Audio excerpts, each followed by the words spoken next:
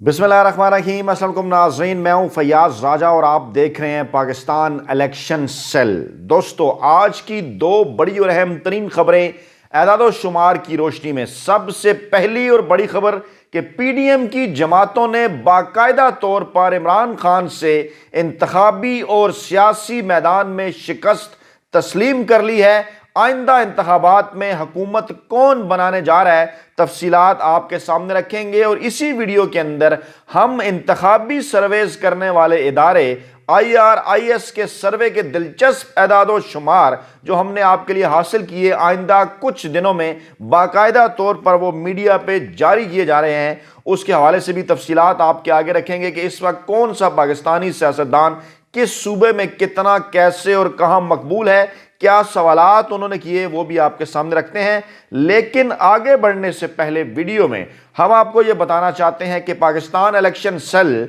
जिसका रिस्पांस आपकी जानिब से बिलाशुबा ये जाहिर कर रहा है कि ये पाकिस्तान का वाहिद इंतखाबी एदाद शुमार से मुतल्लिक तज्जिए, एदाद शुमार और ख़बरें देने वाला वाहिद यूट्यूब चैनल, आपकी मोहब्बतों का शुक्रिया। इससे पहले कि हम तफसीलात आपके सामने रखें, आपसे फिर वही दरख्वास्त कि अब तक जिन दोस्तों ने ये वाहिद और मुनफिद यूट्यूब चैनल सब्सक्राइब नहीं किया वो इसको सब्सक्राइब कर लें, क्योंकि इंशाअल्लाह ताला आइंदा आने वाले दिनों में पाकिस्तान के इंतखाबी अमल से जुड़े हुए तमाम तर एदाद शुमार, तज्जिए, ख़बरें, नताइज आपको इसी प्लेटफॉर्म पर मिलेंगे। तो जनाब, पाकिस्तान की हैं इस वक्त 7 इकाइयाँ और इन 7 इकाइयों में शामिल है पंजाब, खैबर पख्तूनख्वा, सिंध, बलोचिस्तान, इस्लामाबाद, कश्मीर और गिलगित बल्तिस्तान। तो जो तमाम तर ताज़ा तरीन सर्वेज हैं उनके नताइज ये बताते हैं कि इन 7 इकाइयों में से पाकिस्तान की 5 इकाइयों पर पाकिस्तान तहरीक इंसाफ और इमरान खान दीगर सियासी शख्सियात और दीगर सियासी जमातों के मुकाबले में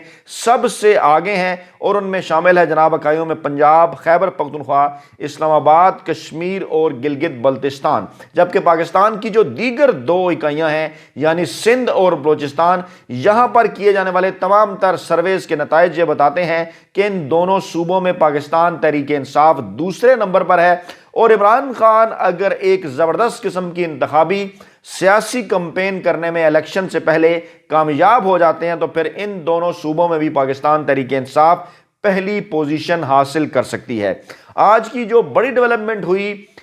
वो ये थी जनाब कि अवामी नेशनल पार्टी की जानिब से बाकायदा तौर पर इस बात का ऐलान कर दिया गया कि वो मार्च के महीने के अंदर होने वाले कौमी असम्बली के ज़मीनी इंतखाबात में हिस्सा नहीं ले रहे और ये दरख्वास्त उनसे की गई थी मुस्लिम लीग नवाज की जानिब से पीपल्स पार्टी की तजवीज़ की रोशनी में। और उसके बाद फिर मरियम औरंगज़ेब जो कि इस इम्पोर्टेड हुकूमत की तर्जुमान है वो टीवी स्क्रीन के ऊपर आई और बाकायदा तौर पर उन्होंने प्रेस कॉन्फ्रेंस की कि जनाब जो पीडीएम का इत्तेहाद है, जो पीडीएम में शामिल इत्तेहादी जमातें हैं, वो इस ज़मीनी इंतखाबात में पाकिस्तान तहरीक इंसाफ के खिलाफ इलेक्शन नहीं लड़ रही। ये तकरीबन 14 सियासी जमातों का टोला है। बारी बारी कैसे इन्होंने इंतखाबात से लड़ने से इनकार किया, भाग गए, उसकी तफसीलात हम दोहरा देते हैं कि जनाब सबसे पहले ये तजवीज़ मौलाना फजल रहमान की जानिब से उस वक्त सामने आई जब पाकिस्तान तहरीक इंसाफ के अरकान कौमी असम्बली के इस्तीफ़े मंजूर हुए, इलेक्शन कमीशन ने शेड्यूल जारी किया, पाकिस्तान तहरीक इंसाफ ने मैदान में उतरने का फैसला किया बताने के लिए कि वो सबसे ज़्यादा मकबूल तरीन सियासी जमात हैं। तो मौलाना फजल रहमान मौसूफ ने फरमाया कि हम इन इंतखाबात में हिस्सा नहीं लेने जा रहे। फिर नवाज लीग ने उनकी तायद कर दी। पीपल्स पार्टी और अवामी नेशनल पार्टी इलेक्शन लड़ना चाहती थी और MKM भी इलेक्शन लड़ना चाहती थी, लेकिन इसी दौरान फिर पीपल्स पार्टी को जब मनाने की कोशिश की गई, नून लीग ने उन्हें यह समझाया कि अगर हमने इलेक्शन लिया और अगर हमने इलेक्शन लड़ा और इमरान खान के मुकाबले में हम ये इलेक्शन हार गए तो फिर इमरान खान का बयानिया जो कि पहले ही सच्चा है मज़ीद मजबूत होगा कि हम इलेक्शन में इसलिए नहीं जाना चाहते क्योंकि हमें शिकस्त का खौफ है। फिर इसी दौरान जनाब खबर आई कि जमात इस्लामी ने भी इन इंतखाबात में हिस्सा लेने से इनकार कर दिया है क्योंकि उन्हें भी अपनी सियासी हैसियत,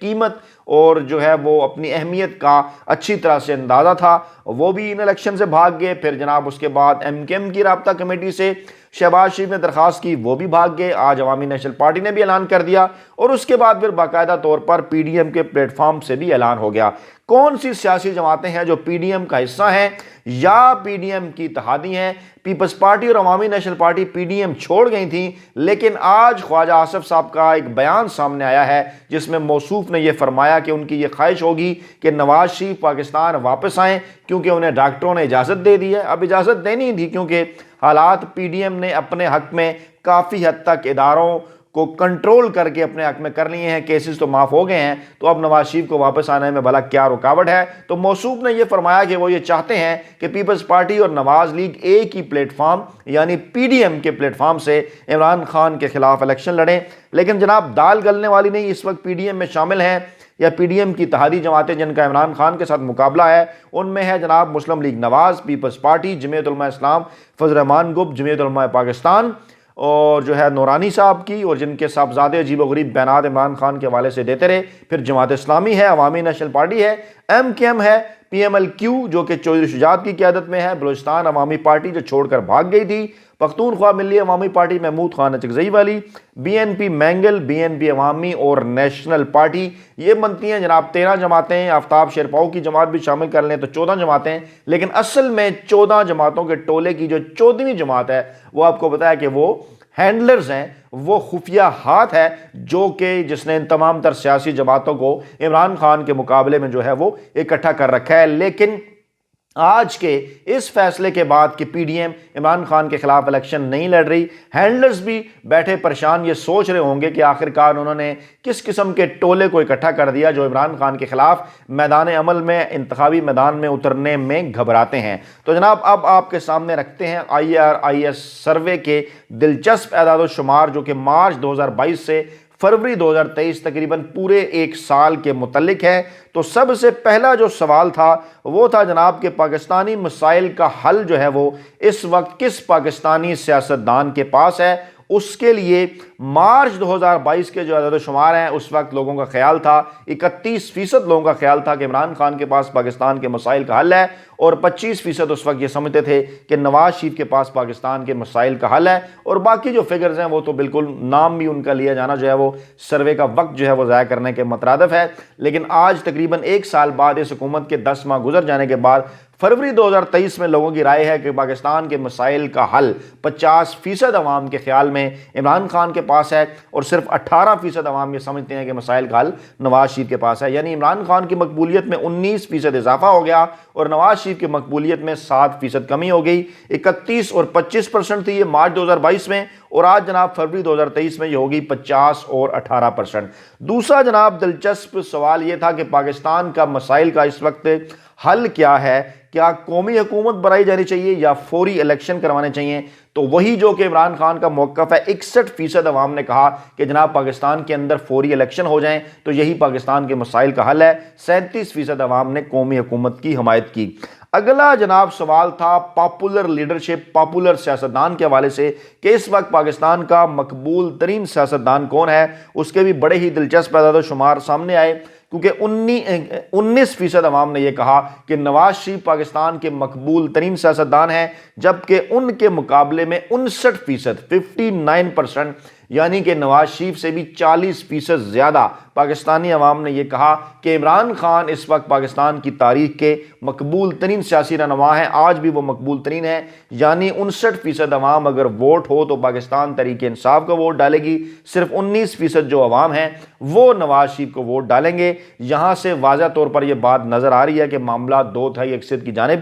بڑی تیزی کے ساتھ بڑھ رہا ہے۔ پھر جناب سپیچ کے حوالے سے، تقریر کے حوالے سے بات ہوئی کہ کس سیاسی رہنما کی تقریروں کا عوام کے اوپر جو ہے وہ زیادہ بڑا اور اہم ترین امپیکٹ ہے اس وقت، کیونکہ نواز لیگ موصوف تو تقریریں نہیں کر رہے، شہباز شریف بھی تقریریں نہیں کر رہے، بلاول بھی نہیں کر رہے، آصف زرداری بھی نہیں کر رہے، عمران خان تقریر کرتے ہیں اور مقابلے میں ان کے مریم نواز اترا کرتی ہیں۔ تو بڑے ہی دلچسپ اعداد و شمار ہیں۔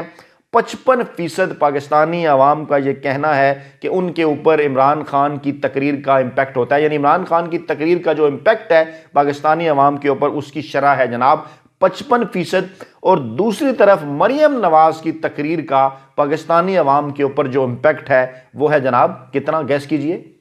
جی 1%۔ 1% عوام کے اوپر مریم نواز کی تقریر کا امپیکٹ ہوتا ہے، جبکہ 55% عوام کے اوپر پاکستان تحریک انصاف کے سربراہ عمران خان کی تقریر کا امپیکٹ ہوتا ہے۔ تو جناب یہ ہیں IRIS سروے کے تازہ ترین نتائج، یہ ہے وہ خوف اور یہ ہے جناب علی وہ بزدلی پی ڈی ایم کی، یہ ہیں اس کی وجوہات کہ جن وجوہات کی بنا پر پی ڈی ایم میں شامل جو جماعتیں ہیں وہ ملک کو الیکشن کی طرف نہیں لے جانا چاہتی، کیونکہ واضح طور پر انہیں اس بات کا اندازہ ہے کہ اگر پاکستان کے اندر الیکشن ہوئے تو ان کی شکست مکمل طور پر یقینی ہے اور عمران خان 2/3 اکثریت کے ساتھ پاکستان میں اقتدار میں ان کی واپسی ہوگی۔ جاتے جاتے پھر وہی درخواست، جن لوگوں نے ابھی تک ہمارا یہ چینل سبسکرائب نہیں کیا، اس کی ویڈیوز کو دیکھیے، لائک کیجئے، شیئر کیجئے اور آپ سے درخواست ہے کہ کمنٹ کر کے فیڈ بیک ضرور دیجئے تاکہ ہمیں اپنا کنٹینٹ بہتر بنانے میں آپ کی رہنمائی مل سکے۔ اپنا بہت خیال رکھیے گا، دعاؤں میں یاد رکھیے گا۔ نئی ویڈیو کے ساتھ جلد حاضر ہوں گے۔ اللہ نگہبان۔